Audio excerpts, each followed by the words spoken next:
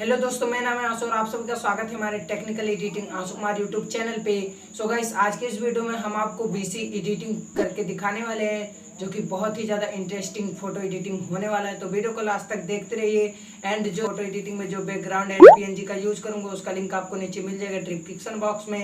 And जो application का use करूंगा उसका लिंक भी आपको नीचे मिल जाएगा डिस्क्रिप्शन बॉक्स में। तो चलिए ज़्यादा ना टाइम वेस्ट करते हुए वीडियो करते हैं स्टार्ट।